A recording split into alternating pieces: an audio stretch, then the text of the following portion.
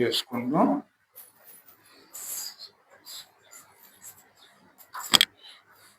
ఆదికాండంలో 3వ అధ్యాయంలో 9వ వచనం ఈరోజు జ్ఞాపకం చేసుకుందాం. దేవుడైన యెహోవా ఆదామును పిలిచి నీవు ఎక్కడ ఉన్నావు అందుకతడు. చాలం, ఇది దేవుడు చేసిన ప్రశ్న. ఆదాం అంటే ఎవరో మనమేనండి. దేవుడు మన అడుగుతున్నారు, ఆదామా ఎక్కడ ఉన్నావు? ఈ సమయంలో కూడా ప్రభు అడుగుతున్నారండి, నువ్వు ఎక్కడ ఉన్నావు అంటే. ఇక్కడ ఇంకో విషయం కూడా గమనించుకోవాలి. మనుషులు అయితే మనం ఉంటాం, కానీ మన హృదయం ఎక్కడ ఉంటుంది? ఎన్నో చోట్ల ఎన్నో ఆలోచనలతో మనం లోక సంచారం చేస్తూ ఉంటామండి. మరి ప్రభు అడుగుతున్నారు, ఆదామా నువ్వు ఎక్కడ ఉన్నావు అంటే ఏ స్థితిలో ఉన్నావు, ఏ పరిస్థితిలో ఉన్నావు, ఏ విధంగా ఉన్నావు అనే ప్రశ్నలు కూడా ఇందులోనే ఉంటాయండి. ఎలా ఉన్నావు, ఏ పరిస్థితిలో ఉన్నావు, ఏ స్థితిలో ఉన్నావు అని ప్రశ్న. మరి ఏ స్థితిలో ఉన్నాము? ఆదామైతే దేవుని యొద్దకు రావడానికి భయపడుతున్నాడు, ఆ చెట్టు తోటను దాక్కున్నాడండి. ఆదాము దేవుని ఎదగటం లేదు, దేవుడే వెతుకుతున్నాడు. దేవునికి తెలుసు ఆదాము పరిస్థితి, కానీ దేవుని యొద్ద రావటానికి ఆదాముకున్న పరిస్థితి ఏమిటి? మొక్కమాటం. అంటే దేవుని విరుద్ధంగా ఆయన ఆలోచన చేశాడు కాబట్టి దేవుని యొద్ద రావటానికి ఆయన చెల్లుతులేదండి. ఆయన భయపడుతున్నాడు. ఎందుకంటే ఆదాముకి ఇచ్చిన బాధ్యత ఏమిటి? ఆ తోటను సేద్యం చేసుకుని జీవించండి, బతకండి అన్నారు. ప్రతిరోజు కూడాను దేవుడు అక్కడికి ఆయన వచ్చేవారండి. సాయంకాలం 3 అయ్యేటప్పటికి ఆయన అక్కడికి వచ్చేవారు. వారితో సహవాసంతో ఆయన గడిపేవారు. చాలా సంతోషంగా గడిచేదండి ఇద్దరికి. ఆదామేమో దేవుని కోసం ఎదురు చూసేవాడు, దేవుడేమో ఆదాముతో గడపడానికి ఆ సమయాన్ని ఆయన వచ్చేవారు. పరిస్థితి అంతా బాగున్నది, కానీ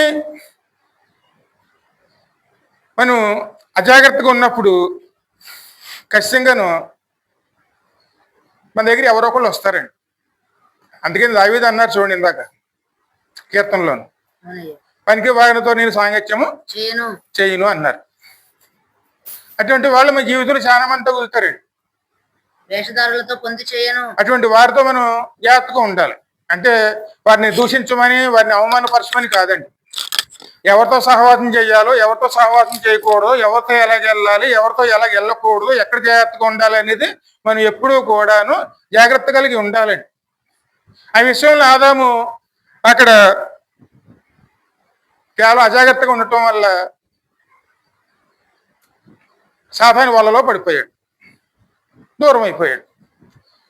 దూరం అయిపోయిన తర్వాత తన పరిస్థితి అని తెలిసి వచ్చిందండి. తను దిగంబరుడుగా ఉన్నాడు, అంటే ఆయన కళ్ళు తెరవబడి. ఇప్పుడు దిగంబరత్వంతోనూ దేవుని వద్దకు రావాలంటే సిగ్గుపడుతున్నాడు. ఇక్కడ దిగంబరత్వం అంటే పాపం అని అర్థం అండి. పాపం ఉందనుకోండి, ఖచ్చితంగా మనం దిగంబరులుగా కనపడతామండి. అంటే కేవలం అవమానకరంగా కనపడతాం. అప్పుడు ఇతరులకు మనం ఎలా కనపడతాం? ఏళన చేసే విధంగా ఉంటామండి. అంటే మనం ఏళన చేయబడిన వారిగా ఉంటామండి. మనం చూసేటప్పుడు వాళ్ళకి ఎలాగ అనిపిస్తుంది, అదే విధంగా అనిపిస్తుంది. ఆ పరిస్థితిలో ఉంటామండి. అందుకే దేవుని యొద్ద రావడానికి భయపడుతున్నాడు, దాక్కున్నాడు. కానీ దేవునికి తెలుసు ఆ పరిస్థితి. ఇప్పుడు దాక్కున్నందువల్ల ఆదాము తన పరిస్థితిని మార్చుకోలేడు. ఆయన సొంత ప్రయత్నాలు కూడా చేసాడండి. ఆకులు కట్టుకున్నాడు శుభ్రమల చుట్టూ. ఆకులు ఎన్ని రోజులు ఉంటాయి? ఆకులు అంటే ఆచారాలు. ఇప్పుడు కూడా మనం పాటిస్తాం చూడండి. ఆ ఆచారాలని, ఈ ఆచారాలని దేవుని పక్కన పెట్టేస్తాం. మన ప్రయత్నాలు మొదలు పెడతా ఉంటాం. మన ప్రయత్నాలు ఎన్ని ఎలాగుంటే ఆచారాలు, అలా చేస్తే బాగుంటుంది, ఇలా చేస్తే బాగుంటుంది. ఎవరన్నా వచ్చి చెప్పారనుకోండి, ఆ విధంగా చేయడానికి ముందుకెళ్ళిపోతాం. దేవుని వాక్యాన్ని మాత్రం అసలు పక్కన పట్టించుకోమండి. వాక్యానికన్నా ఎక్కువ విలువ దానికే ఇస్తామండి మనం. ఎందుకంటే దేవునితో నడిచిన వాళ్ళు కూడా ఒకసారి పరిస్థితులు చూస్తే ఏమిటి వీళ్ళు దేవునితో నడుస్తున్నారా లోకంతో నడుస్తున్నారా అనిపిస్తుంది.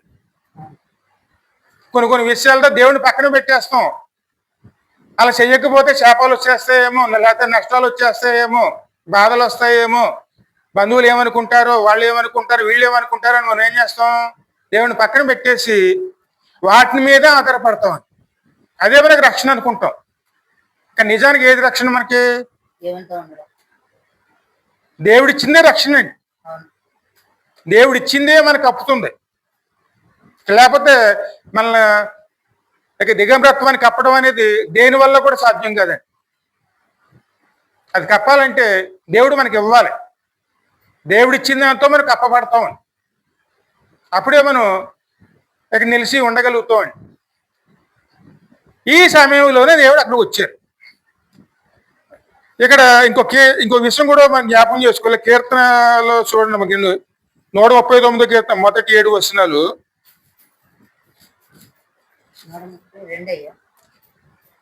139 కీర్తనలో మొదటి 7 వచనాలు. యెహోవా నీవు నన్ను పరిశోధించి తెలుసుకొని ఉన్నావు.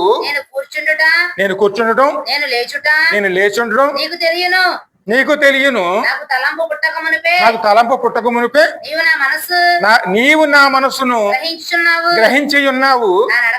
నా నడకను, నా పడకను నీవు పరిశీలన చేసి ఉన్నావు. నా చర్యలన్నిటినీ నీవు బాగుగా తెలుసుకొని ఉన్నావు. యెహోవా మాట నా నాలుకకు రాకమునిపే అది నీకు పూర్తిగా తెలిసి ఉన్నది. వెనుకను ముందును నీవు నన్ను ఆవరించి ఉన్నావు. నీ చెయ్యి నా మీద ఉంచి ఉన్నావు. ఇట్టి తెలివి నాకు మించినది. అది అగోచరము. అది నాకు. ఇది మన పరిస్థితి అండి. మనం అనుకుంటాం చూడండి, ఒకసారి మన ఆలోచన తీరు ఆదాము ఆలోచన తీరులే ఉంటాయి. ఎందుకంటే మందిరంలో ఉన్నప్పుడు ఓలాగా, ఇంటికాడ ఉన్నప్పుడు ఓలాగా, లోకంలో ఉన్నప్పుడు ఓలాగా, వారి దగ్గర ఓలాగా, వీళ్ళ దగ్గర ఓలాగా, అంటే ఉసర వెళ్ళిలాగా మనం మార్చేస్తూ ఉంటామండి. కానీ దేవునికి అన్ని తెలుసు. ఎందుకంటే దేవుని హస్తం ఎక్కడ ఉంది? మన మీదే ఉంది. ఆయన ముందు ఉన్నారు, వెనక ఉన్నారు. మన నోటి మాట రాకమునిపే ఆయన గ్రహించుకోగలడు. ఆయన దాయటానికి అవకాశమే లేదండి. మరి ఈ పరిస్థితిలో మనం ఉన్నప్పుడు ఆయన ఆలోచన చేస్తూ మనం గ్రహించుకోలేమండి. అది మన ఊహగా అందదు, మన ఆలోచనగా అందదు. ఆయన ఉన్నతమైన స్థాయిలో ఆలోచించగలుగుతారు. మన ఆలోచన ఎంత? నీ ఆలోచనలకు నా ఆలోచనలకు భూమికి ఆకాశంగా ఉన్నంత తేడా ఉందన్నారు ఆయన. దేవుని ఆలోచనలు వేరు, మన ఆలోచనలు వేరు. మన ఆలోచనతో వెళతాం కానీ దేవుని ఆలోచనతో వెళ్ళమండి మనం. అందుకని దాక్కునే పరిస్థితి వచ్చింది. అంతేకాదు, ఆయన అంతకుముందు ఏం చేశాడు? ఆయన ఆకులు కట్టుకున్నాడు. ఆకులు కట్టుకుంటే ఆయన పరిస్థితి మారుస్తుందా? మారచబడదు. అది దేవునికి తెలుసు. కానీ ఆ స్థితిలోనూ ఉన్నటువంటి ఆదాముని ఎలాగైనా సరే కాపాడాలని దేవుడు నిర్ణయించుకున్నాడు. కాబట్టి ఆయనే ముందు వచ్చారండి. ఆదాము రాలా దేవుని దగ్గరికి. ఎందుకంటే దేవుడు మనల్ని వెతికాడా, మనం దేవుడిని వెతికామా? ఆయనే ముందు ఎదికారు కదండి మనం. అందుకే ఆయన వచ్చారండి. ఆయన మనల్ని ఎప్పుడు ఇడవడు. ఎందుకంటే ఆయన అంతకుముందు సహవాసం చేశారు మనతో. అన్యోన్య సహవాసం ఏం చేస్తుందండి? ఆయనతో సహవాసం చేసిన ఎడల మీరు ఆయనతో ఆయన మీతో కూడా ఉన్నారు.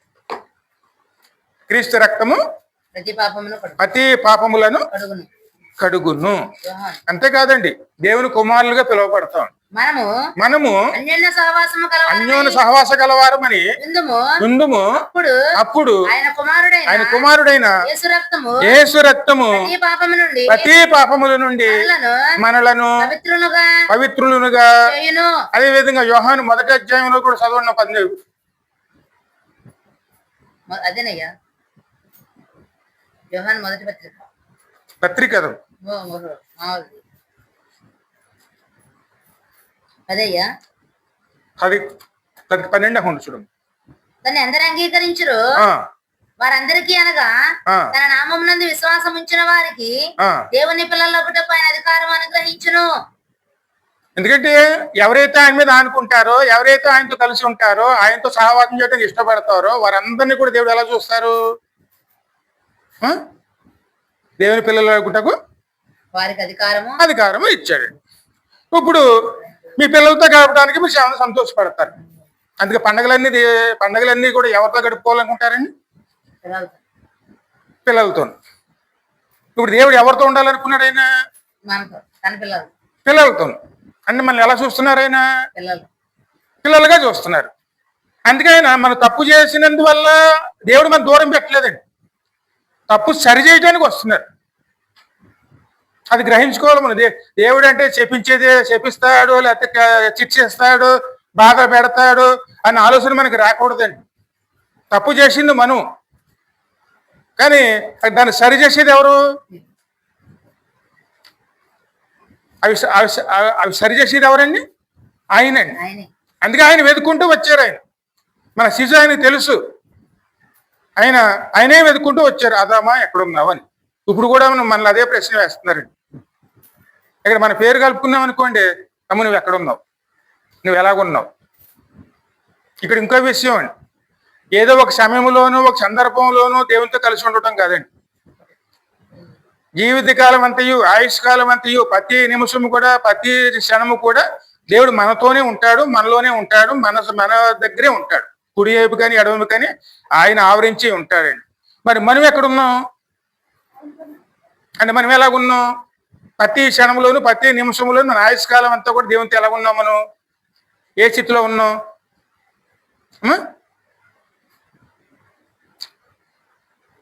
అదే దేవుడు అడుగుతున్నాడు.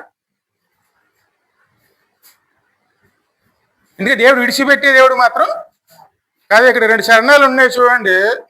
మరి అందరికి వచ్చింది పాట ఇది మంచి పాట, బాగుంటుంది చూడండి. ఎవరు నన్ను చెయ్యి విడిచినన్ యేసు చెయ్యు విడవడు, నిన్ను చెయ్యు విడవడు, చెయ్యు విడవడు, నిన్ను చెయ్యు విడవడు. ఎవరు నన్ను చెయ్యి విడిచినన్ యేసు చెయ్యు విడవడు, నిన్ను చెయ్యు విడవడు. తల్లి ఆయనే, తండ్రి ఆయనే, తల్లి ఆయనే, తండ్రి ఆయనే, లాలించును పాలించును, లాలించును పాలించును. ఎవరు నన్ను చెయ్యి విడిచినన్ యేసు చెయ్యు విడవడు, నిన్ను చెయ్యు విడవడు. వేదన శ్రమలు ఉన్నప్పుడెల్లా, వేదన శ్రమలు ఉన్నప్పుడెల్లా వేడుకొందునే కాపాడునే, వేడుకొందునే కాపాడునే. ఎవరు నన్ను చెయ్యి విడిచిన యేసు చెయ్యు విడువడు, నిన్ను చెయ్యు విడువడు, చెయ్యు విడువడు, నిన్ను చెయ్యు విడువడు. రక్తము తోడా కడిగి వేశాడే, రక్షణ సంతోషం నాకు ఇచ్చాడే. రక్తము తోడా కడిగి వేశాడే, రక్షణ సంతోషం నాకు ఇచ్చాడే, రక్షణ సంతోషం నాకు ఇచ్చాడే. ఎవరు నన్ను చెయ్యు విడిచినన్ యేసు చెయ్యు విడువడు, నిన్ను చెయ్యు విడువడు, చెయ్యు విడువడు, నిన్ను చెయ్యు విడువడు. ఆత్మచేత అభిషేకించి వాక్యము చే నడుపుచున్నాడు, ఆత్మచేత అభిషేకించి వాక్యము చేత నడుపుచున్నాడే, వాక్యము చేత నడుపుచున్నాడు. ఎవరు నన్ను చెయ్యి విడిచిన చెయ్యి విడువడు, యేసు చెయ్యి విడువడు, చెయ్యి విడువడు, నిన్ను చెయ్యి విడువడు. హల్లెలూయా. లోకంలో మీరు ఎవరు నమ్ముకున్నా ఏదో సమయంలో చెయ్యి ఇచ్చేస్తారండి. ఇప్పుడు చూడండి, రోజు వార్తలు చూస్తారు, భార్య భర్తల మధ్యన ఏం జరుగుతుంది ఈ రోజుల్లోనూ? ఈవిడ ఆవిడ చంపటము, ఆవిడ ఈవిడ చంపటము రోజు జరుగుతున్నాయి. పిల్లల తల్లిదండ్రుల్ని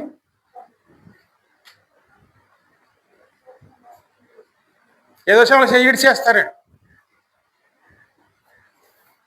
ఎక్కడో కాదు, దేవుని నమ్ముకున్న బిడ్డల్లోనే డబ్బులు ఎక్కువ అవుతాయి, తండ్రి తక్కువైపోతాడండి. అది ఖచ్చితంగా జరుగుతున్నాయండి, ఇప్పుడు కూడా జరిగినాయి. ఆ సేవకుల కుటుంబాల్లో కూడా జరుగుతున్నాయండి. అందుకే ఆయన అన్న ఎవరు చెయ్యిడిచినాను ఆయన ఏడవడండి. అందుకే ఆయన వెతుక్కుంటూ వచ్చారు. అదమ్మా నువ్వు ఎక్కడ ఉన్నావు, ఎలా ఉన్నావు? ఇంతకీ ఎలా ఉన్నావు అని ఎవరు వస్తారు మన దగ్గరికి?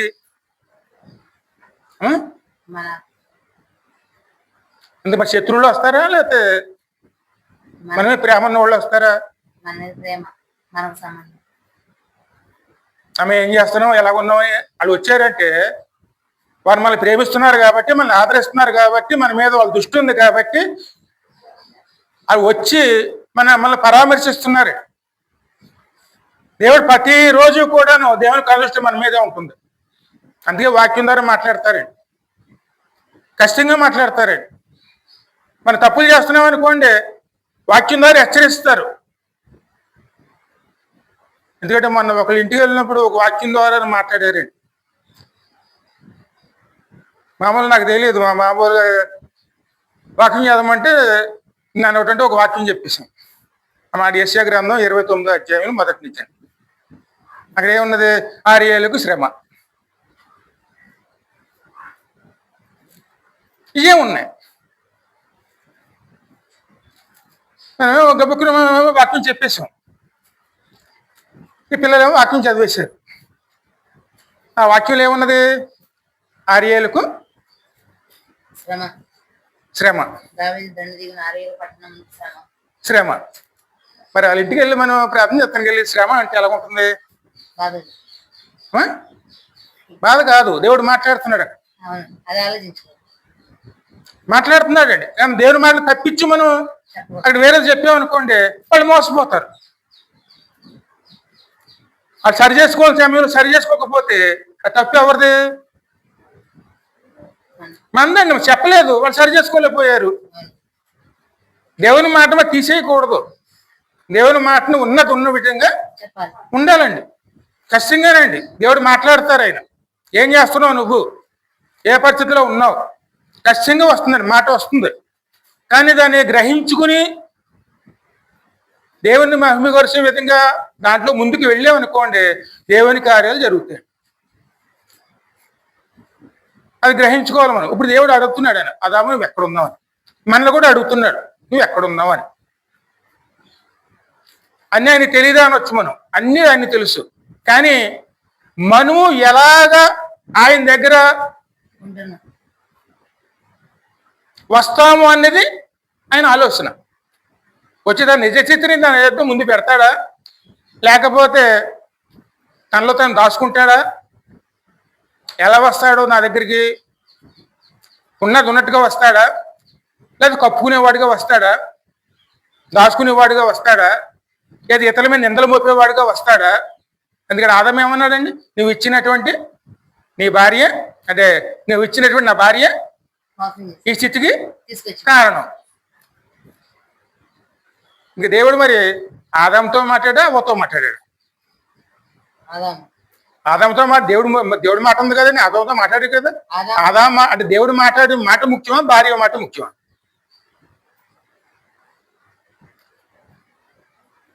ఈ పరిస్థితిలో మనం ఉంటామండి, ఎందుకంటే ఒప్పుకోం. దేవుని దగ్గర ఎలా వస్తాం మనం? ఉన్నది ఉన్నట్లుగా దేవుని యొద్దకు వచ్చి మనం దేవుని సహాయం కోరుకుంటామా, లేకపోతే మన పరిస్థితి ఏమిటి? అందుకే ఆయన వచ్చారండి. ఆయన అడుగుతున్నారు, ఆదాము నువ్వు ఎక్కడున్నావు, ఏం చేస్తున్నావు? మనల్ని కూడా దేవుడు అడుగుతాడు, మనం ఈ స్థితిలో ఎలా ఉన్నాం, ఏ స్థితిలో ఉన్నాం, దేవుని యొద్ద మనం యథార్థంగా ఉన్నామా, మరి ఉన్నది ఉన్నట్లుగా మన దేవుని యొద్ద మనం ముందు పెడుతున్నామా, లేకపోతే కొంత పెట్టి కొంత పెట్టకుండా మనం దాచుకుంటున్నామా అనేది ఖచ్చితంగా దేవుడు అంచనా వేస్తారండి. అని తెలియదంటే ఏదీని లేదు. అక్కడ మనం ఎలా ఉండాలి? యథార్థంగానే. యథార్థంగా ఉన్నామనుకోండి, దేవుని ఆశ్రయించామనుకోండి, దేవుడే మన పరిస్థితులన్నీ కూడా చక్కపరిచేవారుగా. ఈరోజు మనం ఇక్కడ ఆశ ఒక జీవితాన్ని జ్ఞాపకం చేసుకుందాం. ఆశ అనేది ఒక మహారాజు. ఆయన జీవితం, ఆయన 35 సంవత్సరాలు నమ్మకంగా దేవునితో గడిపాడు. దేవుడు నెమ్మది కలిగించాడు. ఎందుకంటే ఒక జీవితంలో నెమ్మది రావాలంటే అది దేవుడిస్తేనే వస్తుంది. అది ఎవరి వల్ల కూడా సాధ్యం కాదండి. ఇలా వస్తే బాగుంటాం, అలా వస్తే బాగుంటాం, అది చేస్తే బాగుంటుందో మనం అనుకుంటాం, అంచనాలు వేస్తూ ఉంటామండి. కానీ మన బతుకుల్లో నెమ్మది రావాలంటే దేవుడు ఇస్తేనే వస్తుంది, దేవుడు కలగజేస్తేనే వస్తుంది, లేకపోతే ఆ నెమ్మది రాదండి. ఆ మాట మీరు 2 దినవృత్తాంతములు జ్ఞాపకం చేసుకోము.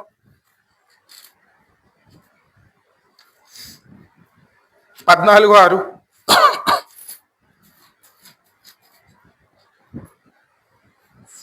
ఆ సంవత్సరంలో అతనికి యుద్ధములు లేకపోవట ఆ చేత సంవత్సరములలో అతనికి యుద్ధములు లేకపోవట చేత దేశంలో నెమ్మది కలిగి ఉండెను. దేశములో నెమ్మది కలిగి ఉండెను. యెహోవా అతనికి విశ్రాంతి దయచేసి ఉండగా అతడు యూదా దేశమున ప్రాకారములు గల పట్టణములను కట్టించి. ఎందుకంటే దేవుడు నెమ్మదిస్తాను మనం పని చేసుకుంటామండి. మనం ఏదైనా చేయగలుగుతాం. దేవుడు నెమ్మది ఇవ్వకపోతే మనం ఏ విధంగా పని చేసుకోగలుగుతాం? మనం అంటే ఏదైనా చేయగలుగుతామండి మనం? ఈ లోకంలో ఏదో జరుగుతుంది అనుకుంటారా? ఏం జరగదండి. చూడు పరిస్థితులు ఎలా ఉన్నాయి.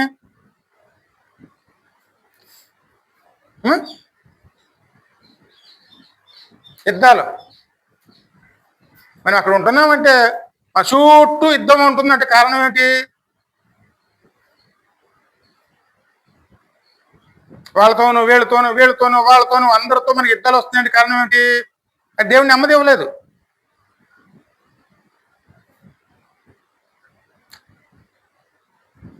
అంత మనకి యుద్ధాలే కనపడుతున్నాయి.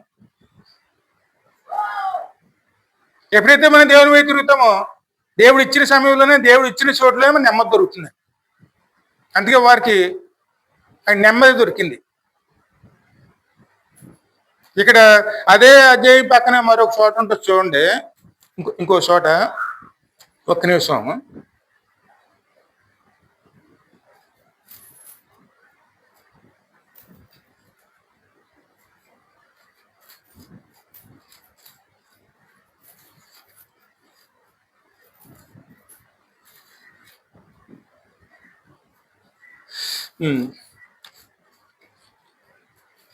రెండు 15వ అధ్యాయంలో చూడు, 15 వచనం చూడము. 15వ అధ్యాయమయ్యా. ఆ కాలమున మొదటి నుంచి అయ్యా 15 ఇలాగు ప్రమాణం చేస్తుండగా యూదా వారందరూ సంతోషించిరి. వారు పూర్ణ హృదయముతోను ప్రమాణము చేసి పూర్ణ మనసుతోను ఆయనను వెదికి ఉండిరి కనుక యెహోవా వారికి ప్రత్యక్షమై చుట్టూనున్న దేశస్థులతో యుద్ధములు లేకుండా వారికి నెమ్మది కలగజేసెను. చుట్టూన్న దేశాలంటే చుట్టూన్న ఇళ్ళు, చుట్టూన్న సమాజం నెమ్మది కలగజేశారు. ఆ నెమ్మది ఎవరి వల్ల వస్తుంది?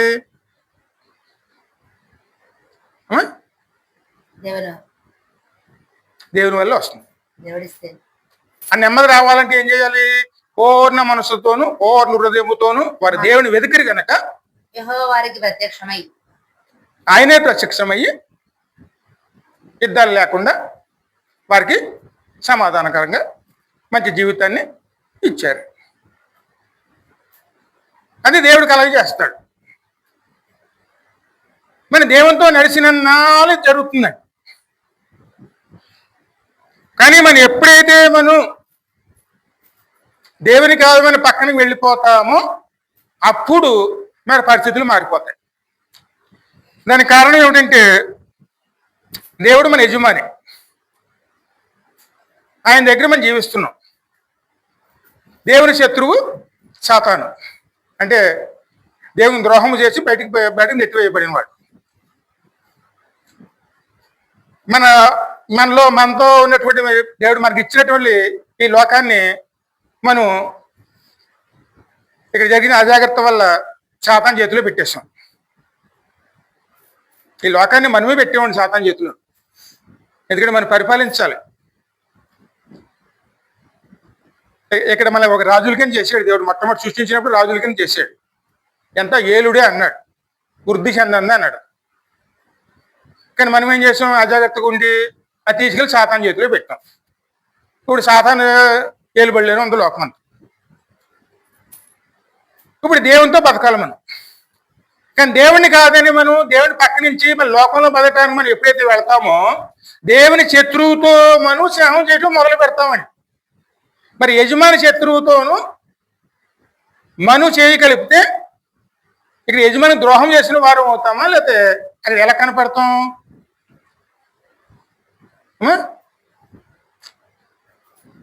ఎందుకంటే మనం చేసే పొరపాట్లు ఏమిటంటే దేవుని మందిరంలో ఉన్న నాళ్ళు దేవునితో ఉంటాం, మందిరం దాటామంటే లోకంతో ఉంటాం. అని దేవుడు ఉన్నాడు కాబట్టి దేవునితో ఉంటాం, కానీ అక్కడ లేడనుకుంటాం మనం. కానీ అక్కడ ఎవరున్నారు?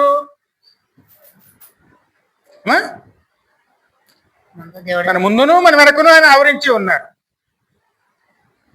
ఆయన లేని చోటు లేదు. కుడివైపు ఉన్నారు, ఎడవైపు ఉన్నారు, మనం ఎక్కడికి వెళ్ళినా ఉంటారు, ఏ పక్క తిరిగినే ఉంటారు. మరి ఆయన మరిగా అయినది ఏది? ఆయన చూస్తూ ఉండగా ఆయన శత్రువుతో మనం చేయగలిపితే మన నెమ్మది ఎలాగొస్తుంది?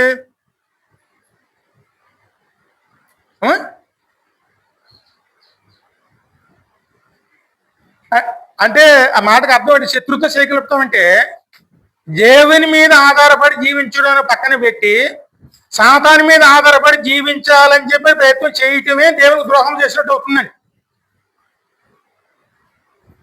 సాతాన్ని ఆధారం చేసుకుని మా జీవితాన్ని కట్టుకోవాలని మరి ప్రయత్నం చేయటమే దేవునికి ద్రోహం చేసిన వారికి అవుతుందండి. అది కేవలం ఎవరి మీద ఆధారపడాలి? మనం ఏ యజమాని దగ్గర ఉంటే ఆ యజమాని చేతిలోనే ఉండాలి. మనం ఇది దేవుని చేతిలో ఉన్నామా సాతాను చేతిలో ఉన్నాం?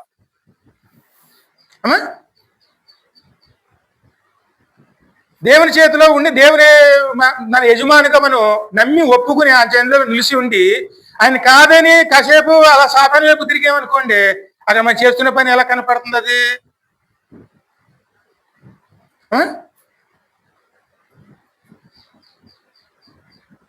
మీకు అర్థం కావాలని చూడండి. ఈ కంపెనీలో పనిచేస్తున్నాం. ఇక్కడ చేసిన చేసి ఆ కంపెనీలో పక్కన ఉన్నటువంటి కంపెనీలు కూడా పనిచేస్తే ఎలా ఉంటుంది? అక్కడ పనిచేస్తూ ఇక్కడ జీతం తీసుకుంటే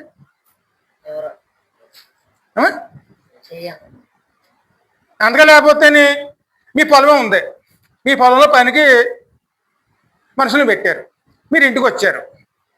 మీ పొలంతో పని చేస్తున్న మనుషులు పక్కవాడి పనులు వెళ్ళి పని చేస్తే ఆ? కోప్పడతాం. నేను ఇక్కడ అక్కడ చేస్తాను. ఆ విషయం ద్రోహం చేసినట్టే కదండి. మనం కూడా అంతే. అక్కడ మనకు ఒక బాధ్యతనిచ్చాడు. ఈ తోటని సేద్యం చేసుకోమన్నాడు ఆయన.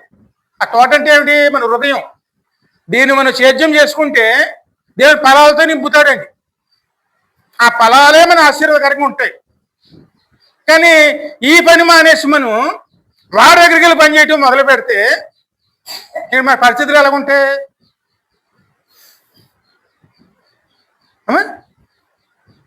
అందుకే ఆయన అంటున్నాడు, ఇది ఎక్కడున్నావు? ఆ పొలంలో ఉన్నావా, ఈ పొలంలో ఉన్నావా?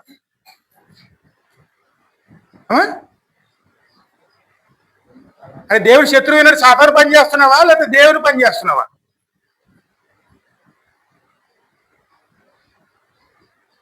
అని దేవుడు అడిగితే ఇక్కడ మన జవాబు ఎలాగుంటుంది?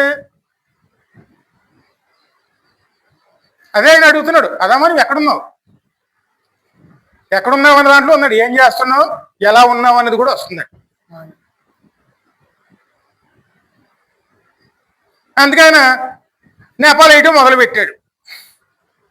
ముందు సాతాను మీద పెట్టాడు, లేకపోతే ఆ తర్వాత భార్య మీద పెట్టాడు, కనుక దేవుడి మీదే పెట్టాడు. నువ్వు ఇచ్చిన అన్నాడు ఒక మాటతో. నువ్వే ఇచ్చావు కదా, నేను అడిగానా? ఇప్పుడు నాకు భార్య కావాలన్నానా? నువ్వే ఇచ్చావు కదా నాకు. ఆ భార్య నన్ను కొమ్మ ఉంచింది అంటున్నాడు.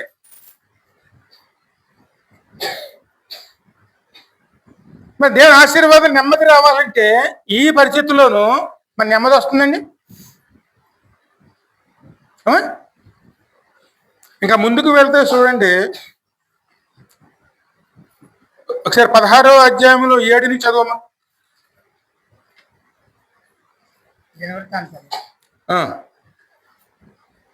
ఆ కాలం మంది దీర్ఘదర్శి అయిన హానాని యోధారాజు అయిన ఆసా యుద్ధకు వచ్చి అతనితో ఎలాగో ప్రకటించను, నీవు నీ దేవుడైన యెహోవాను నమ్ముకొనక సిరియా రాజును నమ్ముకుంటివే. సిరియా రాజు యొక్క సైన్యము నీ వశముల నుండి తప్పించుకొని పోయాను. విస్తారమైన రథములను గుర్రపు రౌతులను గల కుషీయులను లూబీయులను గొప్ప దండై వచ్చింది కదా. అయినను నీవు యెహోవాను నమ్ముకున్నందున ఆయన వారిని నీ చేతికి అప్పగించను. తన ఎడల యథార్థ హృదయం గలవారిని బలపరచుటకే యథార్థ హృదయం గలవారిని బలపరచుటకే యెహోవా కనుదృష్టి లోకమంతటను సంచారము చేయుచున్నది. ఈ విషయములో మతి తప్పి ప్రవర్తించితివి గనుక ఇది మొదలుకుని ఎవరికి యుద్ధాలు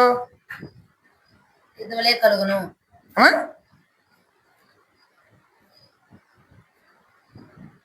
దేవునికి విరోధంగా ఉన్నా ఇందుకు యుద్ధాలు ఎవరికి వస్తున్నాయి? ఈ విషయంలో నువ్వు మధ్య తప్పి ప్రవర్తించదు కనుక ఇది మొదలుకుని నీకు యుద్ధములే కలుగును. అంతకు ముందు ఎలాగ ఉన్నాడు ఆయన? నమ్మకంగా ఉన్నాడు. ఆయన చేసింది ఏమిటి? సాతానుతో సంధి చేసుకున్నాడు. పోరాడమన్నాడు దేవుడు. పోరాటం మనిషి ఏం చేస్తున్నాం? ప్రతిరోజు ప్రార్థనలో సాతాను మీద పోరాడుతున్నాం అండి. ప్రార్థనలోను అవసరాలు అడుగుతున్నామా, లేకపోతే మన శత్రువు మీద జయం కావాలని దేవుడిని అడుగుతున్నామా?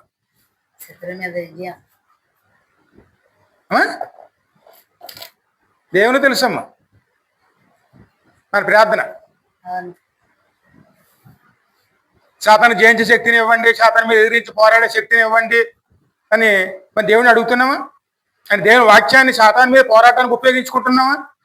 మన ఆశల విషయంలో కానీ, మన ఆలోచన విషయంలో కానీ, మన ప్రవర్తన విషయంలో కానీ వాక్యం ద్వారా సాతాను మీద పోరాడుతున్నామండి. అదే సంధి చేసుకోవటం. ప్రార్థన చేస్తాం, మన అవసరాలే చేస్తాం, సాతాన్ని పట్టించుకోం. అదే సంధి చేసుకోవటం అంటే సాతాను మీద పోరాడం. మరి మనం వాడితో పోరాడకపోతే ఇంక ఎవరితో పోరాడాలి మనం?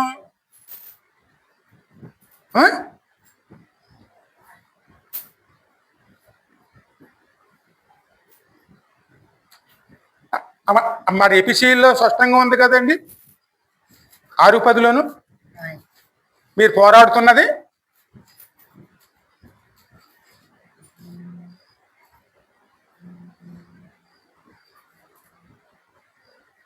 ప్రభు యొక్క మహాశక్తిని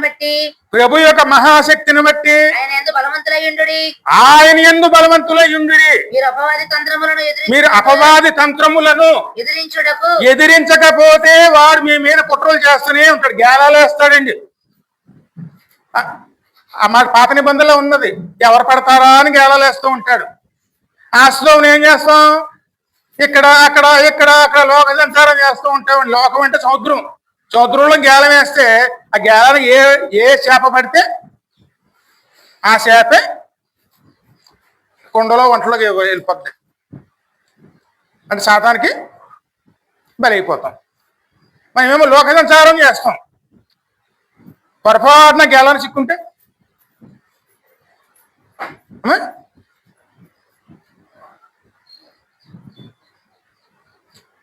పోరాటం లేకుండా ఏమీ లేకుండా మన దేవుని యొద్ద మనం ఎలాగ ముందుకెళ్ళగలుగుతామండి?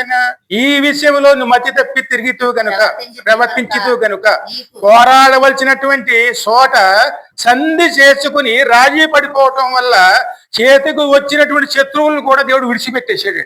ఇప్పుడు శత్రువు కనుక మన చేతులను విడిచిపెట్టేస్తే రేపొద్దున వారి వల్ల మనకి ఎటువంటి అపాయాలు వస్తాయి?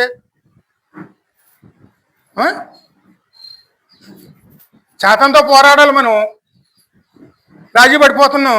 మన బలహీనతలన్నీ అడిగి తెలుసు. అలాంటి వాడి మీద మనకి విజయం ఎలాగ వస్తుంది? అంటే మనకు బలహీనతలన్నీ ఎవరి ముందు ఉన్నాయండి? అన్నీ వాడికి తెలుసు. మనకి నెమ్మది రమ్మంటే ఎలాగ వస్తుంది? అదే పోరాడేమనుకోండి వాడు భయపడతాడు.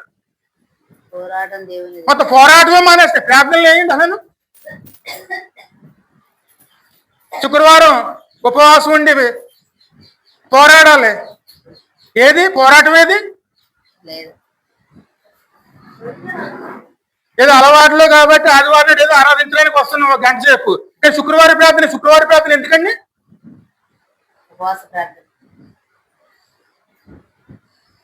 అందుకే అది శుక్రవారం ప్రార్థన ఎందుకు? ప్రభులో బలవంతులు అవటానికి.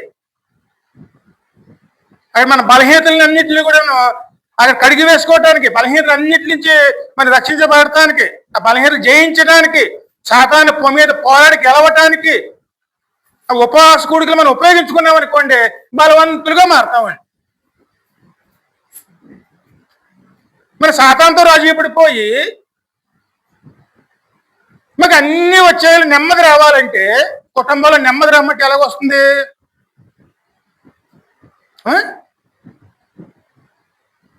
అందుకే అంటున్నాడు ఆయన. ఇక్కడ ఎవరితో రాజీ పడ్డాడు? ఇందా మీ చదివిన అధ్యాయంలో 2 నుంచి చదవమ్మా.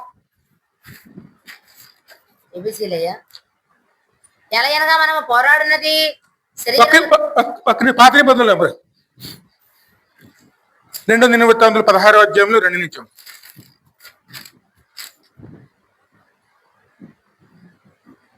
ఆసా యెహోవా మందిరమును నందును రాజునగరనందును ఉన్న బొక్కసములోని వెండి బంగారంలో తీసి దమస్సులో నివాసము చేయు సిరియా రాజుకు బెన్హదదుకు దూతలను పంపించి, ఇందుకు ఎక్కడ పంపిస్తున్నాడు వెండి బంగారాలని? వెండి బంగారాలు దేని చూసినండి? పవిత్రత, పరిశుద్ధత. తీసుకెళ్ళి ఎక్కడ తాకట్టేస్తున్నామండి? ఈ యొక్క శరీరం ఎవరికి సూచన? సాతానికి. అంటే దేవుడు మనకి ఇచ్చింది ఏమిటి? వెండి బంగారాలు, అంటే పరిశుద్ధత, పవిత్రత. తీసుకెళ్ళి ఎక్కడ తాకట్టేస్తున్నాం మనం? సాతాన్ చేతిలో పెట్టడమే సంధి చేసుకోవటం. పరిశుద్ధత లేదు, పవిత్రత లేదు. అది తీసుకెళ్ళి ఎక్కడ పెట్టాం? రాజీ పడిపోవటం అండి, అంటే సంధి చేసుకోవటం. ఓ పక్కనేమో బల్ల భోజనం, మరొక పక్కనేమో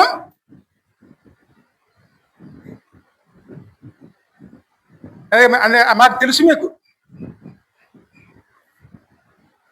ఇదే నోటితో తీసుకుంటున్నాం. ఆ తర్వాత వెళ్ళి ఎక్కడ తీసుకుంటున్నావు? బయట. అన్నిట్లోనే పాలు పొందే.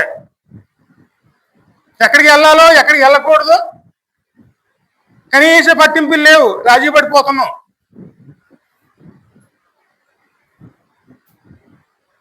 కడకే యెహోవా ఇచ్చిందాన్ని కూడాను సాతాను చేతిలో పెట్టేశాడు. అది మందిరంలోంచి అని బంగారం వెండిని తీసుకెళ్లి దమస్కులో నివాసము చేయి సిరియా రాజు బెన్హదదునకు దూతల చేత పంపించి, సిరియా రాజు సాతానుకు చూసినాడు. నా తండ్రికి నీ తండ్రికి కలిగి అంటున్నాడు ఆయన. మా తల్లిదండ్రులు అంటే మన వంశంలో వచ్చినవి ఉన్నాయి చూడండి, నాకును నీకు వాటిని ముందు పెట్టుకుని ఆ రోజు మా వాళ్ళు మీ వాళ్ళు బాగానే ఉన్నారు కదా, ఇప్పుడు మనం కూడా అలాగే ఉందాం. నాకును నీకును సంధి కలిగి నువ్వు నాకు సహాయం చేసావనుకో నేను నీతో ఉంటాను. వెండి బంగారం నీకు పంపి ఉన్నాను. ఇదేపు చేసుకుని తన సహోదరుడైనటువంటి అక్కడ యెరూషలేము రాజు మీదకి యుద్ధానికి సిద్ధం అవడానికి కుట్ర చేయటం మొదలుపెట్టాడు. మనలో మనకి యుద్ధాలు.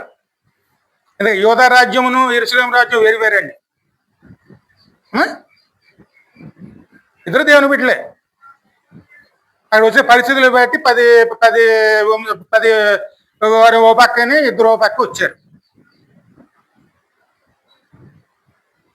అలా కలిసిపోయినాయి. ఆ తర్వాత ఇక్కడ యెరూషలేము మీద యుద్ధం చేయడానికి సాతాన్ని ఆశ్రయించాడు ఆయన. సాతాన్ని ఆశ్రయించాలా దేవుణ్ణి ఆశ్రయించాలా? అందుకోసం దేవుడు మందిరంలో ఉన్న తీసుకొచ్చి సాతాను చేతిలో పెట్టాడు. అప్పుడు దేవుడి యొక్క సేవకుడు హెచ్చరిక పంపుతాడు. ఇంకా ముంచదోమ. నాకును నీకును సంధి కలిగి ఉన్నది, వెండిని బంగారమును నీకు పంపి ఉన్నాను. ఇశ్రాయేలు రాజైన బయెషా నన్ను విడిచి అవతలికి పోవునట్లుగా. ఒక్క నిమిషం, 7వ వచనం చదువు.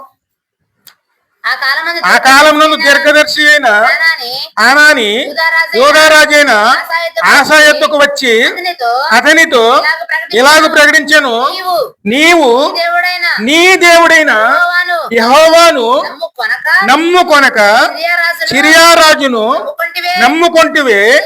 సిరియా రాజు యొక్క సైన్యము నీ వశము నుండి తప్పించుకుని పోయి సాతాను నువ్వు ఓడించాలి. కానీ నువ్వు రాజీ పడటం వల్ల సాతాను నిన్ను ఓడిస్తాడు. చూడు మన జీవితంలో ఏం జరుగుతుంది? సాతాను గెలుస్తున్నాడా మనం గెలుస్తున్నావా?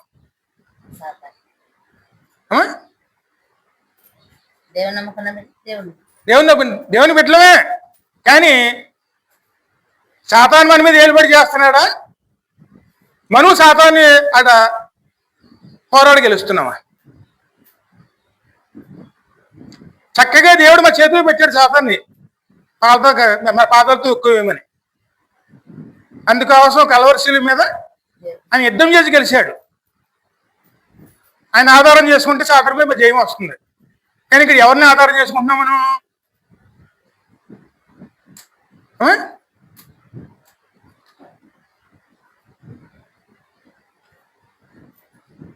మనం చేస్తున్న పొరపాట్లు చూస్తే ఆలోచన చేయండి. మన కుటుంబాల్లో పరిస్థితులు ఇలా అవటానికి కారణం స్పష్టంగా కనపడుతుంది. సాతాన్ని జయించడానికి కలవరశిల మీద రక్తం చిందించి ఆయన పాదాలతోనూ సాతాను తల చితకతురొక్కేశారు. మన పాపాలు తొలగిపోవాలంటే ఇప్పుడు దేన్ని ఆశ్రయించాలి? మనం కలవర శిలువని. ఆ రక్తం ద్వారా మనం కడగబడాలి. అదే శుక్రవారం. శుక్రవారం ప్రార్థన ఎందుకు? మన పాపాల పరిహారం కోసం, పరిష్కరించుకోవడం కోసం. మన పాపములే మనకు బలహీనతలు. వాటినే సాతాను ఆయుధంగా మలుచుకుంటాడండి. మన పాపాలను కనుక కలవర శిలువ దగ్గర తీసుకుని వచ్చి మనం పరిష్కరించుకుంటే మన బలవంతులు. మనలో యేసు రక్తం ఉన్నది, సాతాను జయిస్తుంది. మరి ఇక్కడ ఎవరితో సంధి చేసుకుంటున్నాం?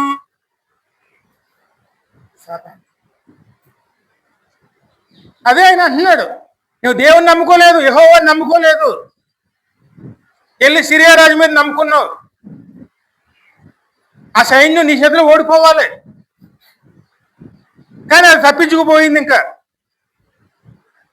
ఇక్కడి నుంచి నీకు అన్ని యుద్ధాలే యుద్ధాలు. కానీ అంతకుముందు ఎలాగున్నాడు? అంతకుముందు ఎలాగున్నాడంటే ఆయన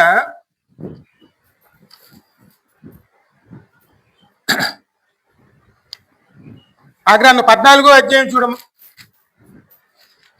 ఇదేనయ్యా 14వ అధ్యాయం 9 నుంచి చదవండి. కూషీయుడైన జరాహు వారి మీద దండెత్తి 1000 సైన్యమును అంటే 1000 మంది సైన్యం అంటే ఎంత? 10 లక్షల మంది. 300 రథములను కూర్చుకొని బయలుదేరి మారేషా వరకు రాగా ఆసా అతనికి ఎదురుపోయాను. వారు మారేషునకు జపాతాను పల్లంపు స్థలమందు పంక్తులు తీర్చి యుద్ధము కలుగగా ఆసా తన దేవుడైన యెహోవాకు మొరపెట్టి యెహోవా విస్తారమైన సైన్యము చేతిలో ఓడిపోకుండా బలము లేని వారికి సహాయము చేయుటకు నీకన్నా ఎవరు లేరు. మా దేవా యెహోవా మాకు సహాయము చేయము. నిన్నే నమ్ముకుని ఉన్నాము. నీ నామమును బట్టి ఈ సైన్యమును ఎదురించుటకు బయలుదేరి ఉన్నాము. ఎవరి నామని నమ్ముకుని మనం అక్కడ యుద్ధానికి బయలుదేరామండి. యుద్ధం అంటే దేనితోనూ అయాల దావీదు గొలియాతను జయించడానికి ఎవరి నామాన్ని పెట్టుకున్నాడండి? యెహోవా. ఇక్కడ శాతాన్ని ఎదిరించడానికి ఎవరి నామం పెట్టుకోవాలి మనం? యెహోవా నామమున. ఇక్కడ అలాగే ఉన్నాడండి. ఇప్పుడు అంటున్నాడు వచ్చిన సైన్యం చాలా ఉన్నది, మేము చూస్తే అలుపులు. ఎందుకంటే వాళ్ళు 10 లక్షల మంది ఉన్నారు. వీళ్ళంతా లెక్క మా మహమ్మడు 5-6 లక్షలు ఉంటారండి. వీళ్ళు వాళ్ళు ఎవరు రెట్టింపు ఉన్నారు. కానీ మేము బయలుదేరుతున్నాం. కానీ ఎలా బయలుదేరుతున్నావు? నువ్వు ఉన్నావని నువ్వు మా పక్షం ఉన్నావని మీరు నమ్మి వాడిని ఎదుర్కోవడానికి మేము బయలుదేరుతున్నాం. అది ప్రార్థన చేస్తున్నాడు. చదువమ్మా. యెహోవా నీవే మా దేవుడు.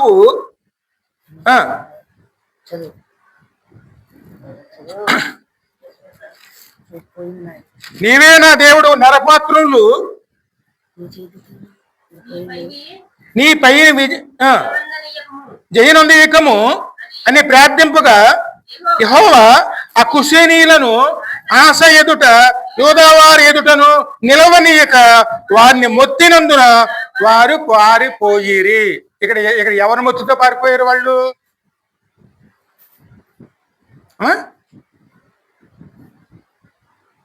క్షణం ఆలోచించండి. మీరు యుద్ధం చేస్తే శత్రువులు పారిపోలేదు.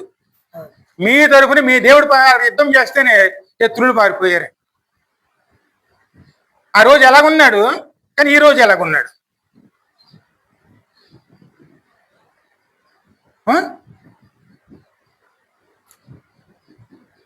అలా పరిస్థితులకు కారణం ఆ రోజు ఎలాగున్నాడండి?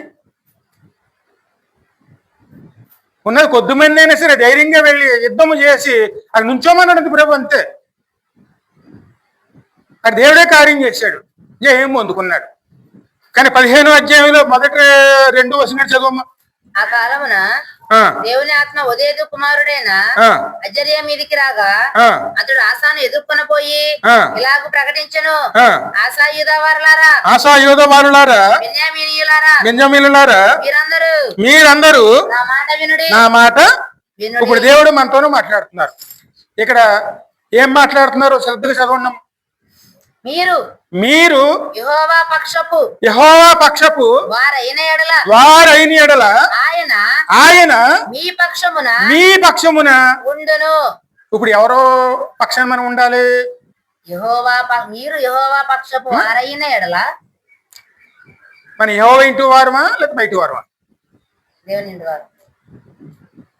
ఆయన పక్షవారం అయితే ఆయన మన పక్షమున ఉంటారు. మీరు ఆయన యొద్ద విచారణ చేసిన ఎడల ఆయన మీకు ప్రత్యక్షమగును. మీరు ఆయనను విసర్జించిన ఎడల. ఒక క్షణం ఆలోచించండి. దేవుడిచ్చిన అవకాశాలని తోచేస్తున్నావా, ఉపయోగించుకుంటున్నావా? ఇక్కడ మన పరిస్థితులు ఎక్కడ విచారణ చేయాలి? దేవుని దగ్గర. ఆ సమయం పోతే మరి రెండో సమయం మనకి ఎక్కడది? ఇంకో చోటకి వెళ్ళి విచారణ చేయగలవా? లోకంలోకి వెళ్తే సాతాను, దేవుడు మందిరం వెళ్తే దేవుడు. ఇక్కడ మనం సాధారణ పక్షంలో ఉన్నామా, దేవుని పక్షంలో ఉన్నామా? ఇక్కడ ఎక్కడ మనం విచారణ చేయాలి? మీరు ఆయన యుద్ధ అయ్యా చాలా పనులు ఉన్నాయి, ఆ పనులు చూసుకుని వస్తాను అని మరి బయట పనులు చూసుకుని దేవుడిని నిర్లక్ష్యం పెడితే దేవుడు ఎదురు చూస్తూ ఉంటాడు మన కోసం.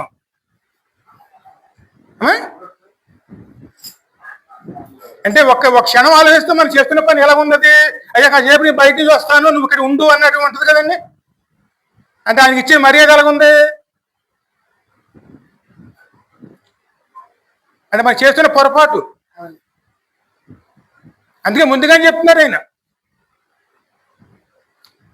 ఈ మాట దేవుని మాటేనండి ఇది. మీరు విచారణ చేసిన ఎడల ఆయన మీకు ప్రత్యక్షమగును.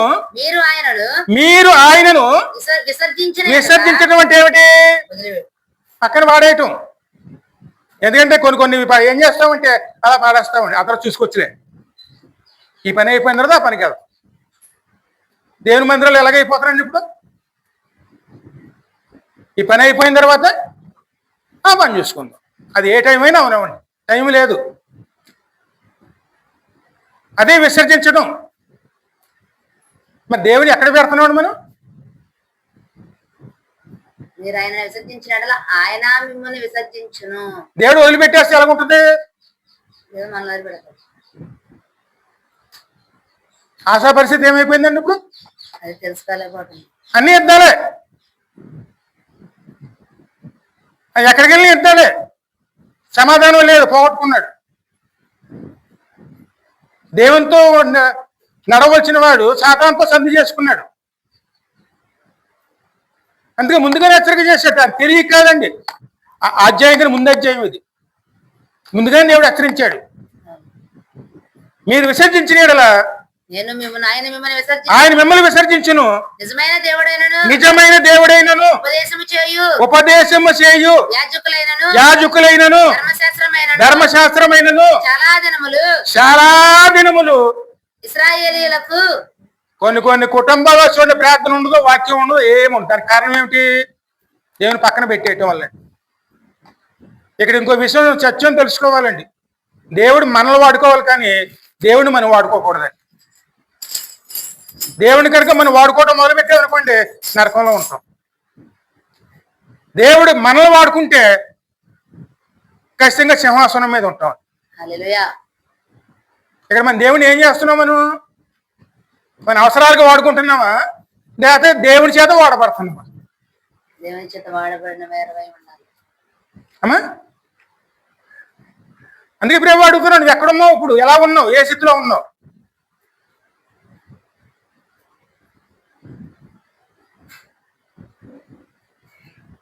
ఆయన తిరిగాలండి, మనం అడగాల దేవుణ్ణి. అయ్యా మా పరిస్థితి ఇది, మమ్మల్ని సరి చేయాలి. ఇంతవరకు ఏదో జరిగిపోయింది, కానీ ఇప్పుడు లోకం ఎలాగుంటుంది, ఇంకా ముందు చదువు మాకు ఉంటుంది. ఉపదేశము చేయ యాజకులైనను ధర్మశాస్త్రమైనను చాలా దినములు ఇశ్రాయేలీయులకు లేకుండా పోవును. తమ శ్రమయందు వారు ఇశ్రాయేలీయుల దేవుడైన ఇశ్రాయేలు దేవుడైన యెహోవా యొద్దకు మళ్ళుకొని ఆయనని వెతికినప్పుడు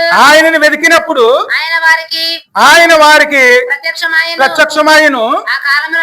ఆ కాలములలో దేశములో కాపురస్తులందరిలో గొప్ప కల్లోలం జరుగుతుంది. కనుక తమ పని పాటలు చక్కబెట్టుకున్న వారికి తిరుగు వారికి సమాధానము లేకుండా పోవును. పనులు ఎలాగున్నా పర్వాలేదు పరిస్థితులు. లోకంలో పరిస్థితులు ఎలా ఉన్నాయండి ఇప్పుడు?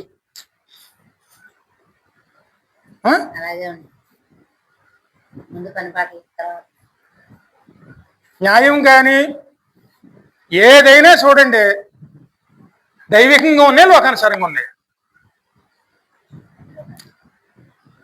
కోర్టులైనా సరే, గవర్నమెంట్ ఆఫీసులైనా సరే, ఎక్కడైనా సరే లోకాన్ని బట్టి నడుస్తున్నాయి, దేవుని బట్టి నడుస్తున్నాయి.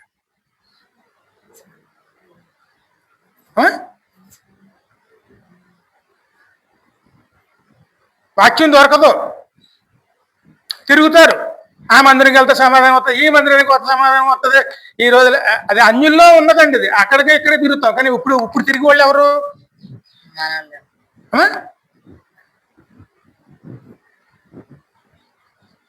నెమ్మది దొరకదు, వాక్యం దొరకదు. ఆ వాక్యం ఎప్పుడు వరకు దొరకదు? మనలో మార్పు వచ్చే వరకును. మన యథార్థంగా ఎదగడం మొదలుపెట్టాం అనుకోండి, ఆయన సమీపంలో ఉన్నాడు, ఆయన ఎక్కడో లేడు, మనలోనే ఉన్నాడు. అంతవరకు దేవుడికి మనకు మధ్యన ఉన్నది ఏమిటి? అడ్డుగోడ. మరి అడ్డుగోడని కట్టుకున్నది మనమే. మరి దాన్ని అడ్డుగోడ తొలగించుకోకపోతే దేవుడి దర్శనం ఎలాగ వస్తుందండి మనకి?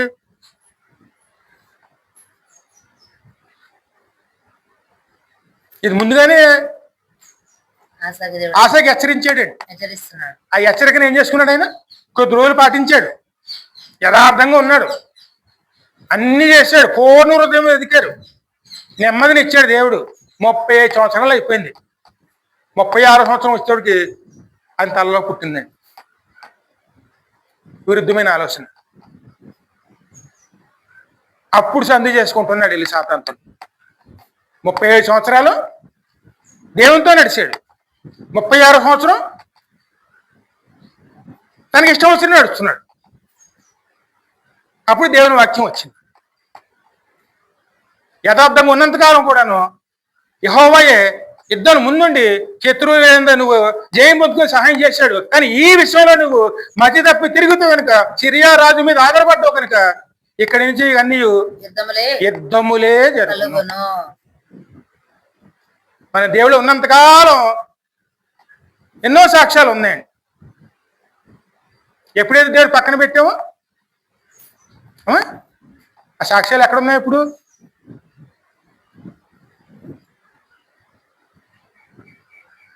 ఎందుకంటే మనం వినటం ఒకటే కాదండి,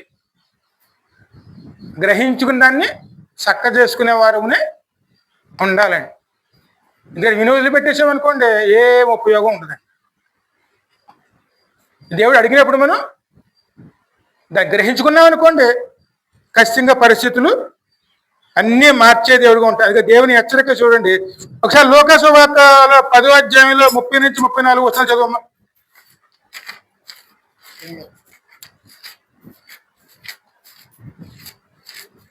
ఈ మాటలన్నీ స్పష్టంగా ఉంటాయి చూడండి. 30 వచనం నుంచి ఒక మనుషుడు యెరూషలేము నుండి యెరికో పట్టణమునకు వెళుతూ దొంగల చేతిలోను చిక్కి. అంతవరకు ఎక్కడ ఉన్నాడు? యెరూషలేములో ఉన్నాడు. యెరూషలేము ఎవరిది? దేవుని పట్టణం. దేవుని పట్టణం నివసించేవాడు. అక్కడ ఏమున్నాయి?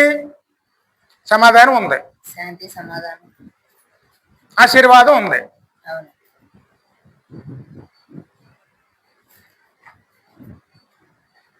అక్కడి నుంచి జీవం ఉంది, పరిశుద్ధత ఉంది. అక్కడ లోకంలో ఏమున్నది? శ్రమలు ఉన్నాయి, శాపం ఉంది, మరణం ఉంది, ఇవన్నీ ఉన్నాయి. అది ఎక్కడి నుంచి ఎక్కడికి వెళ్తున్నాడు? యెరూషలేము నుండి యెరికో. ఎందుకంటే మనం చేసే పనులు ఇదేనండి. దేవునితో గడపవలసిన మనము లోకాన్ని వెంబడిస్తూ వెళ్తే లోకంలో ఏమున్నాయండి? శ్రమలు, శాపము, మరణము, పాపము. పాపం తర్వాత మరణం. ఏముంది? ఎన్ని వరుసగా ఎక్కడున్నాయి? ముందు శ్రమలు, శ్రమల్లో ఉండి మనం ఏం చేస్తాం? వాటి తప్పించి కూడా పాపం చేస్తాం. పాపంలోంచి శాపం వస్తుంది, శాపంలోంచి మరణం వస్తుంది. ఇవన్నీ ఎక్కడున్నాయి? లోకం అంటే ఎరుకో, అంటే దేవుడు చేపించింది. కానీ ఎక్కడి నుంచి బయలుదేరాడు? దేవుని దగ్గర, దేవుని సన్నిధానం నుంచి. దేవునిలోకి రావాలా, దేవునిలోకి బయటికి వెళ్ళాలా? యెరూషలేము చెప్పండి, మొన్న రాసుకోలేదండి. యెరూషలేములో చెప్పండి. శాంతి, సమాధానము, పవిత్రత, ఆశీర్వాదము, జీవము. ఇవన్నీ ఎవరిలో దొరుకుతాయి మనకి? దేవుని దగ్గర, దేవునిలో దొరుకుతాయి. వీటిని కాదనుకుని మనం ఏదో సంపాదించుకోవడం వెళ్తే అక్కడ మనకి ఏం దొరుకుతుంది? శ్రమలు, పాపము, శాపము, మరణం. మరణం.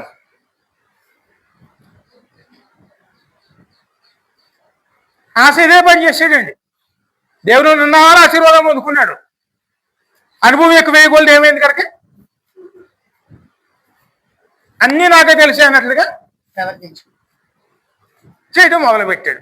దేవుని పక్కన పెట్టేశాడు. ఇంకా సాతాను మీద అనుకున్నాడు. పరిస్థితులు మారిపోయినాయి. అందుకే ఎప్పుడు కూడా మనం ఎవరి మీద ఉండాలి? దేవునితోనే ఉండాలి. దేవుని పక్షమే ఉన్నాం అనుకోండి, ఆశీర్వదకరమైన జీవితం ఇస్తాడు దేవుడు. దేవుని కాదని ఎప్పుడేదో పక్కన పెట్టేస్తామో మన పరిస్థితులు మారిపోతాయి. అది సేవకులకైనా సరే, విశ్వాసులకైనా సరే, ఎవరికైనా వర్తిస్తుంది. ఆశపడవచ్చు కానీ దురాశ పడకూడదండి. ఆశపడవచ్చు, అది నాకు పరలోకం కావాలని ఆశపడవచ్చు, ఇస్తాడు దేవుడు. కానీ దురాశ, దేవుడు ఇవ్వని దానికోసం మనం ప్రయాసపడతామండి. ఎదుటి వారిని ఆశించడం. ఎప్పుడైతే మొదలు పెడతామో అప్పుడే వస్తుందండి.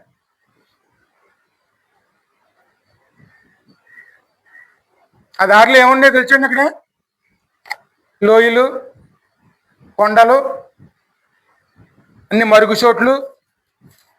ఎక్కడన్నా మరుగైన చోట ఉండి ఆ దారిలోను దొంగలు. అందులో ప్రయాణం ఎవరు చేయరు. సాధ్యమైనంత మటుకు దేవుని బిడ్డలు ప్రయాణం చేయరండి. జాగ్రత్తగా ఉంటారు. నేను అందులోనే బయలుదేరుతాడు. కొంత దూరం వెళ్ళినప్పటికీ మరుగైన చోటు చూసి దొంగలు వచ్చి కొట్టేశారు. కొడతాం అంటే కాదు, దోసుకున్నారు. వస్త్రాలు కూడా తీసుకుపోయారు. వస్త్రాలు అంటే ఏమిటి? నీతి వస్త్రాలు అన్నీ దోసుకున్నారు. దిగంబరుడిగా పడ్డాడు గాయాలతో. ఆ దారిలోను యాజకుడు వస్తున్నాడు. చూసి నిట్టూర్చి వెళ్ళిపోయాడు. చుట్టూ తిరిగి నిట్టూర్చి అయ్యో వీళ్ళు బతికింత అయిపోయిందని వెళ్ళిపోయాడు. మళ్ళీ లేవీడు వచ్చాడు. ఆయన కూడాను చుట్టూ చూసి నిట్టూర్చి వెళ్ళిపోయాడు. ఆ తర్వాత సమరేయుడు వచ్చాడు. సమరేయుడు వెంటనే ఆయన వెళుతున్న వాహనం దిగి ఆయన దగ్గరికి వెళ్ళి ద్రాక్షారసం పోసి ఆయన ముందు పరామర్శించాడు. అదే ఆ యొక్క పరామర్శ అంటే ఏమిటి? వెంటనే ఆయన ఒళ్ళోకి తీసుకుని నూనెతోను ఆ గాయాలన్నిటిని తుడిసి కట్టి ద్రాక్షారసంతోను అన్ని చేసి కట్లు కట్టి వాహనం మీద ఎక్కించుకుని పూటగొళ్ళ వాళ్ళకి తీసుకెళ్ళి అక్కడ తీసుకెళ్ళి ఆ పూటగొళ్ళకి అప్పచెప్పి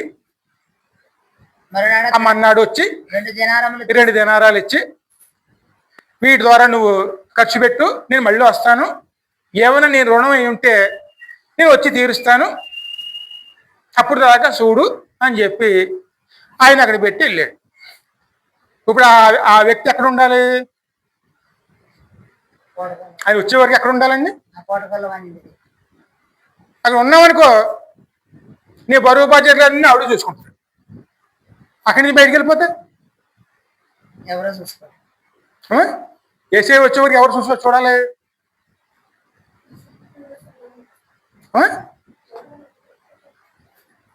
ఆయన పెట్టిన చోట మనం ఉండకుండాను మన లోక సంసారం చేస్తే మన బరువు బాధ్యతలు ఎవరు చూస్తారు?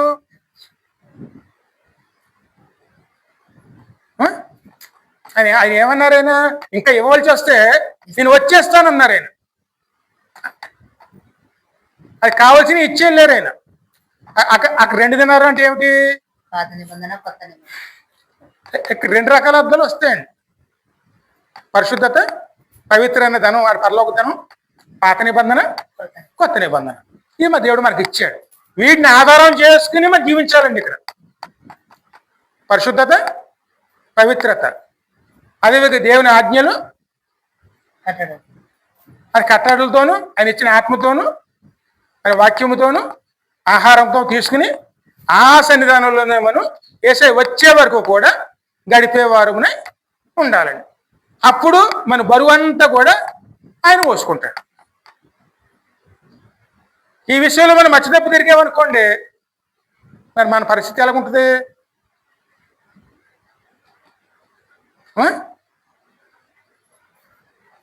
ఎప్పుడు కూడాను సంఘాల మీద అలగటం, మందిరాల మీద అలగటం, సేవకుల మీద అలగటం ఇవన్నీ చేసి దేవుని ప్రేమిస్తాను అనుకుంటే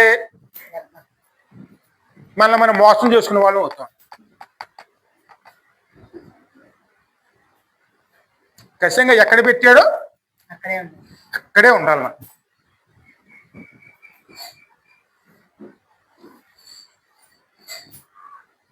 ఆశాగా అదే చెప్తున్నాడు. ఈ విషయంలో నువ్వు మధ్యతప్పు తిరుగుతూ కనుక అన్నీ యుద్ధములే కలుగును. ఇక్కడ దేవుని ఏర్పాటు చూడండి. ఒక్క విషయం మనం జ్ఞాపకం చేసుకుని ముగించేసుకుందాం. ఆ రోజు దేవుడు పెట్టిన ఏర్పాటు, ఈ రోజు మన జరుగుతున్న ఏర్పాట్లు చూడండి. ఇక 2 దినవృత్తాంతములు 19వ అధ్యాయం 6 నుంచి 10 వరకు చదవము. మీరు యెహోవా నియమమును బట్టియే గాని, ఇక్కడ ఈ రోజు న్యాయస్థానాలు ఉన్నాయి చూడండి. అసలు ఆ దేవుడు ఏ విధంగా పెట్టాడో చూడండి. మీరు యెహోవా నియమమును బట్టియే గాని, యెహోవా నియమమును బట్టే గాని మనుషుల నియమమును బట్టి తీర్పు తీర్చవలసిన వారు తీర్చవచ్చిన వారు కాదు. ఇప్పుడు న్యాయమూర్తులు ఇక్కడ ఎవరిని బట్టి తీర్పు తీర్చాలి? యెహోవా నియమమును బట్టి. దైవిక న్యాయమా, లోక న్యాయమా? దైవిక న్యాయం ప్రకారం. ఇప్పుడు మనుషుల న్యాయం.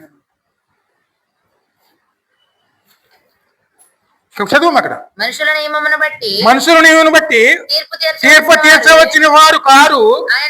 ఆయన మీతో కూడా ఉండును కనుక మీరు తీర్పు తీర్చు బహు జాగ్రత్తగా. తీర్పు తీర్చేటప్పుడు నువ్వుగా తీర్పు తీర్చేది, నీలో ఉన్న ఆయన తీరుస్తాడు. ఆయన తీర్పు బహు జాగ్రత్తగా చేయుడి. ఆయన లో పెడితే ఆయన తీర్పు తీరుస్తాడు, ఆయన పక్కన పెడితే నువ్వు తీరుస్తావు. ఇందులో ఏది న్యాయం? దేవుని న్యాయమా, లోక న్యాయమా? దేవుని న్యాయం. దేవుడు అన్ని చక్క చేసి పెట్టాడండి, కానీ మనం ఏం చేసుకున్నామండి? వ్యతిరేకంగా.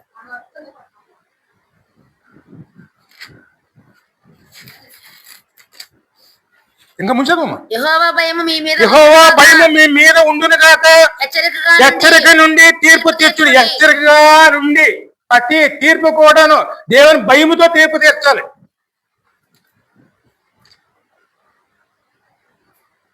ఆమె స్పష్టంగా ఉందండి. మన దేవుడైన యెహోవా యందు దోషము లేదు. ఆయన పక్షపాతి కాదు, లంచము పుచ్చుకొనడు. మరియు తాను యెరూషలేమునకు వచ్చినప్పుడు యెహోవా నిర్ణయించిన న్యాయము జరిగించుటకును సందేహాంశము పరిష్కరించుటకును యెహోషాపాతు లేవీయులలోను యాజకులలోను ఇశ్రాయేలు పితరుల ఇండ్ల పెద్దలతోనూ కొందరు నియమించి వారికి ఇలాగూ ఆజ్ఞాపించును. యెహోవా యందు భయభక్తులు గలవారై నమ్మకముతోను యథార్థ మనసుతోను మీరు ప్రవర్తింపవలెను. నరాచను గుర్చియు, ధర్మశాస్త్రం గుర్చియు, ధర్మమును గుర్చియు, కట్టలను గుర్చియు,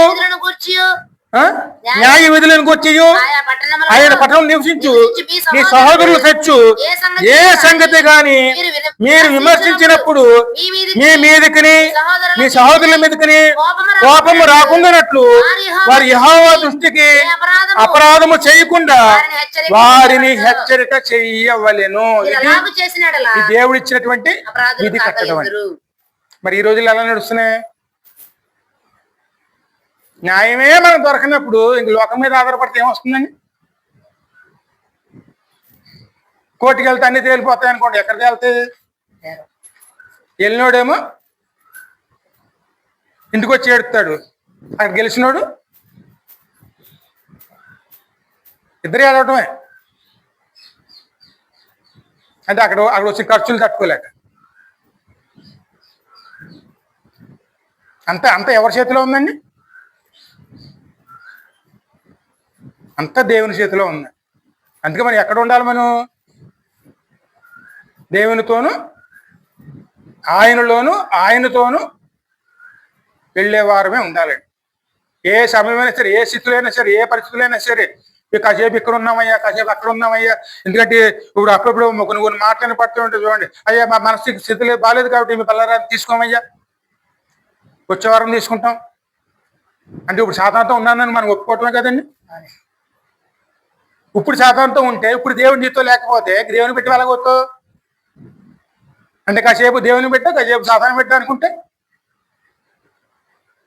ఉంటే ఎచ్చగానే ఉండు, చల్లగానే ఉండు. నిలువెచ్చగా ఉంటే ఉమ్మి వేయబడదు. దేవుడు ఉమ్మేసేస్తే మన పరిస్థితి ఏమిటి? అంటే ఉమ్మేసింది మళ్ళీ తీస్తారా? దేవుడు మన జీవితాన్ని ఉమ్మేసేస్తే మన పరిస్థితి ఏమిటండి?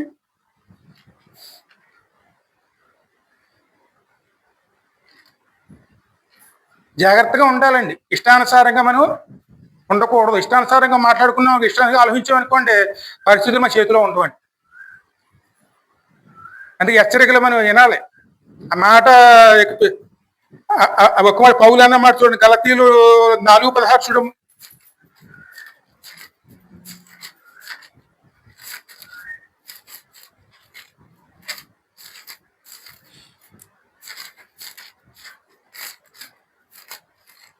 గలతీ 4:16 నేను మీతో నిజమాడిన అది కాదనుకున్నా. 4:16 నేను మీతో నిజమాడినందున మీకు శత్రువునైతినా కాలం. ఇప్పుడు మీరు ఆశ గురించి 16వ అధ్యాయంలోను ఒకసారి 10 నుంచి చదవమ్మా. ఆ దేవదర్శట్లు ప్రకటించినందుకు ఆశ అతని మీద కోపగించి రౌద్రము చూపి అతనిని బందీ గృహములో వేసెను. ఇదియుగాక ఆ సమయం ఆశాజనులు కొందరిని బాధపరిచెను. చూడండి, ఎప్పుడైతే దీర్ఘదర్శి అంటే దేవుని యొక్క దూత హెచ్చరించిందో పెద్దలలో కల్లోలం వచ్చిందండి. యథార్థంగా ఉన్నవారు ఏంటి ఇలా చేస్తారో ఎదురు తిరిగారు, ఇలా చేయొచ్చా అని. అప్పుడు రాజు ఏం చేశాడు? వాళ్ళని బాధపరిచి హెచ్చరించినటువంటి దేవుని సేవకుని ఖైదులో పడేసి తన కోపాన్ని వెల్లడి చేసుకున్నాడు. ఇప్పుడు దేవునికి దగ్గర అయ్యాడు, దూరం అయ్యాడు. బందీ గృహంలో వేసాను. హెచ్చరించిన సేవకుని ఎక్కడ పెడతారండి? ఏ మందిరంలో అయినా సరే హెచ్చరించిన సేవకుని ఎక్కడ పెడతారు?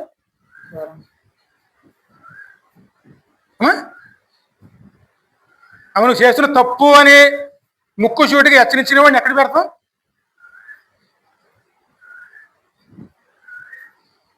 అందుకే పౌలు అంటున్నాడు,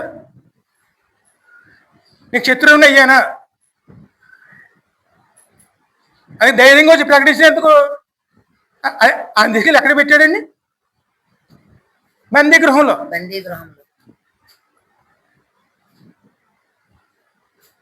అందుకే మన దేవుని విషయంలో మనం ఎలా ఉన్నాం, ఏ స్థితిలో ఉన్నాం, హెచ్చరికను ఎలా తీసుకుంటున్నాం, ఆశీర్వాదాన్ని ఎలా తీసుకుంటున్నాం, దేవునితో ఎలా నడుస్తున్నాం, ఆత్మ పరిశీలన అనేది ప్రతి నిమిషం కూడా మనలో ఉండాలి. ఆ నిబంధనకు లోబడటం కోసం మళ్ళీ భోజనం. అయ్యా నీతో నడుస్తున్నావు, నీ రక్తం తీసుకుంటున్నావు, శరీరం తీసుకుంటున్నావు, మాలో ఉంటే ఏమైనా నీ రక్తం కడగండి, పరిశుద్ధపరచండి, మీరే మాకు తోడేవండి, మీరే మమ్మల్ని నడిపించాలి అని ఆ నిబంధన జ్ఞాపకం చేసుకుంటున్నాం. మనం ఆ జ్ఞాపకం చేసుకోవడానికి వాళ్ళ భోజనం అని. అందుకే ఎప్పుడు కూడాను దేవునికి లోబడాలి. ఆయన మనలోనే ఉన్నారు, ఎక్కడో లేరండి, దూరం వెళ్ళక్కర్లేదు, మన హృదయంలోనే ఉన్నారు. అది నిజంగా మనం ఆయన వైపు తిరిగామనుకోండి తను కనపరుచుకుంటారండి. మనం ఇంకాను మనం మోసం చేసుకున్నాం అనుకోండి పక్కన ఉన్నా సరే గ్రహించుకోలేమని.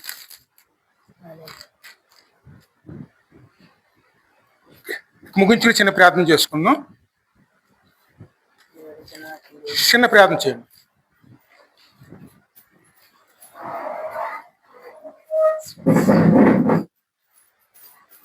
పరిశుద్ధుడ స్తోత్రం ప్రభువా యేసయ్యా, నీకు వందనాలు.